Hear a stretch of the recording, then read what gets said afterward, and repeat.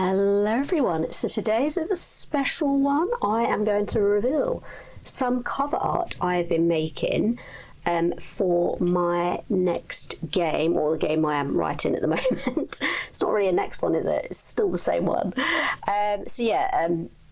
Old viewers or old subscribers of the channel will know for about a couple of years now, on and off, I have been writing a Tudor inspired D&D game. Now that may change into something else due to me getting into solo gaming.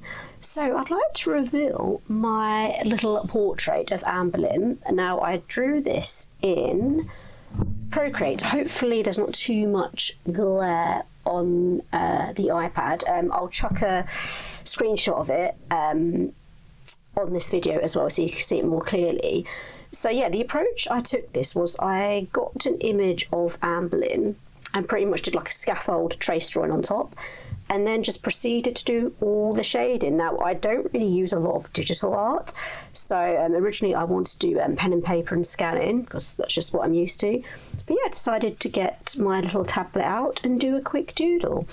I've also want to learn more about layout, because layout is one of those blind spots that I have. I've always been able to draw and stuff, but in terms of making stuff look nicely finished and professional, that is where I'm lacking a little bit, because luckily in my job I worked alongside graphic designers and art directors, and I was able to learn things from them, but doing that on my own is still a little bit tricky. So I'm getting into graphic design. So this is a book I picked up from the library. So I think I might have a look through this now on camera just to see if there's anything that stands out to me as a potential layout that I can choose. So if I begin at the beginning, so there's so much in here, so many different obviously types of graphic design, because it spans like throughout the ages, let's say, from the very first sort of adverts, I suppose, in the 1800s, all the way up to I think present day. So yeah, this is very much, I suppose, maybe like 1920s, 30s maybe. Yeah, so yeah, this is the stuff I like, sort of old newspapers. And yeah, I was kind of going for this vibe for my game because it's Tudor, it's very ye olde sort of style. I really like the colour, sort of similar to what you get, I suppose, on Currency. Just, yeah, so it's almost like an etching. Which I imagine it was actually, because I would use metal plates to print this. Yeah, things like this sort of calligraphy, let's say. I did see, actually, this is what I want to focus on.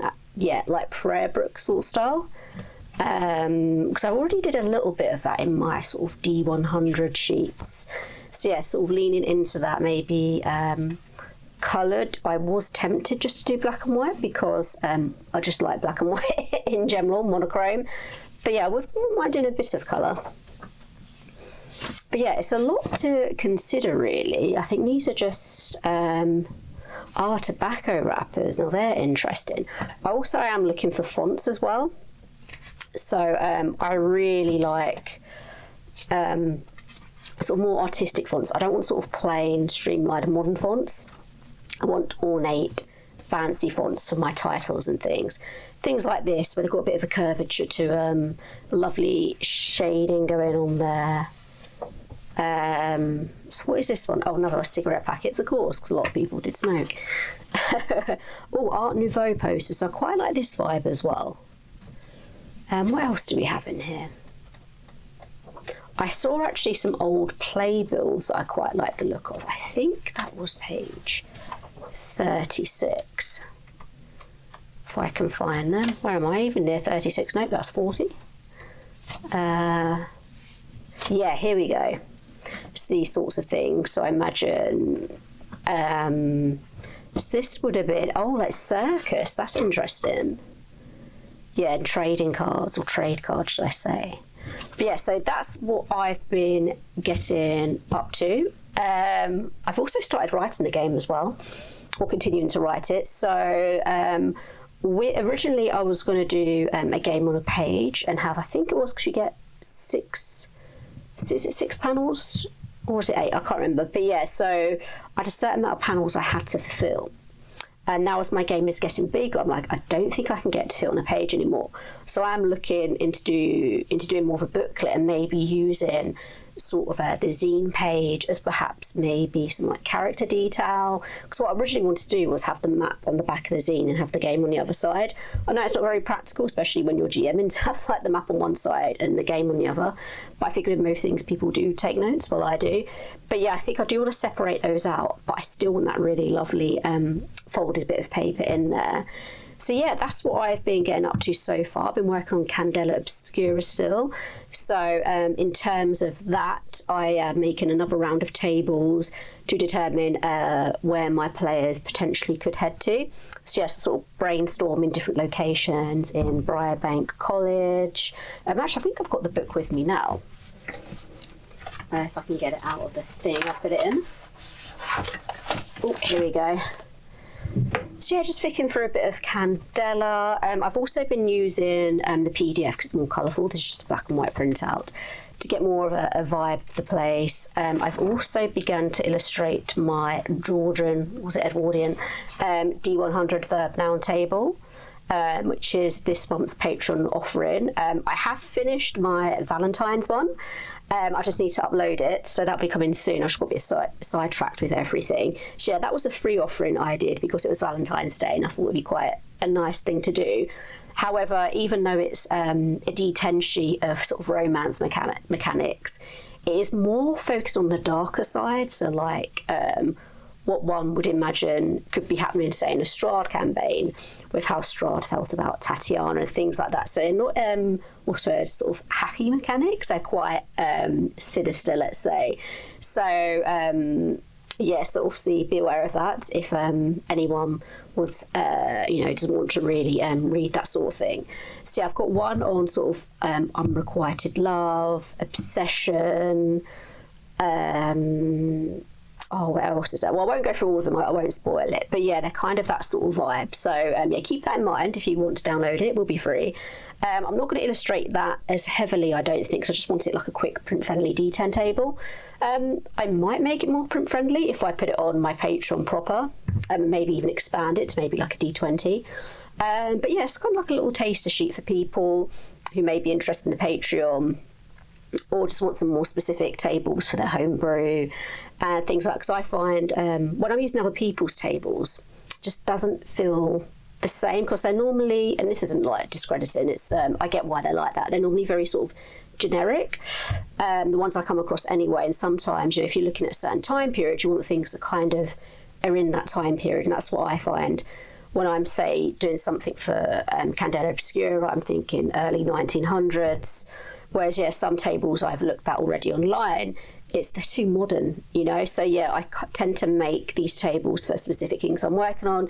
So my D100 table, I've got sort of a Tudor, late medieval, sort of inspired table with like adventure hooks that are relevant to that time, occupations. I mean, the personality traits that you roll for are kind of universal, that doesn't really matter. So yeah, I've just been doing bits and bobs like that. Maybe one day I could put them into a big book, maybe tables throughout the ages or something. But yeah, I'm really enjoying it actually. I find it a very useful things I'm working on, because I revisit them all out of context anyway, even though I have a table specifically for, say, the Tudor time period. I do use it for other things as well, which is quite cool.